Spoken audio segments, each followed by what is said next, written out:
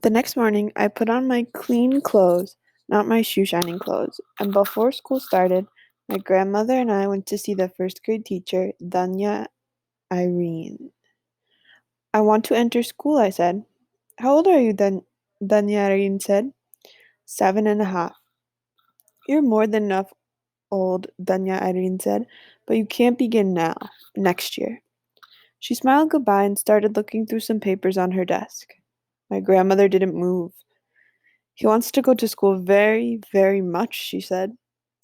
Danyarin looked up politely, as if my grandmother had missed the point and should have left already. He's 3 months late for starting. The other children are doing arithmetic. He knows arithmetic, my grandmother said. He worked with me in the market. The others can read a little, Danyarin said. He'll never catch up. He is ready for school, my grandmother said. He will catch up. Danyarin looked my grandmother in the eye as if to say she knew who ran the school, and it wasn't my grandmother. No, she said. But I can read, I said. And I pulled out the piece of newspaper from my back pocket and started reading it out loud. Danyarin looked very surprised. Well, she said, in that case. So I was admitted to first grade.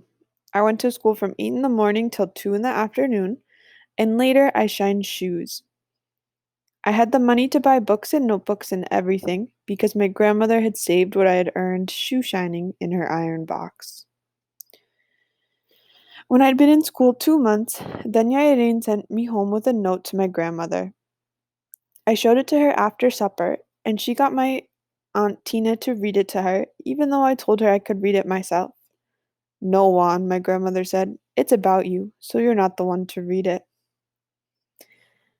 The note said that, with my grandmother's permission, the teachers wanted to move me into the second grade. Danyarin said that they had never had a student who had learned to read like I did, by myself, before even starting school. She said it would be a tragedy if such a good student had to leave school, and that if my grandmother ever could not keep me in school, the teachers would help keep me there. When Aunt Tina stopped reading, she looked at me as if she had never really seen me before, and I was looking to see what was so special about me, and I still couldn't see it and gave up. Well, congratulations, she said, and I thought my grandmother would congratulate me too, but she didn't. She started to cry and threw her arms around me. She said, when I was 7, the teachers went from house to house, looking for children to enroll in school.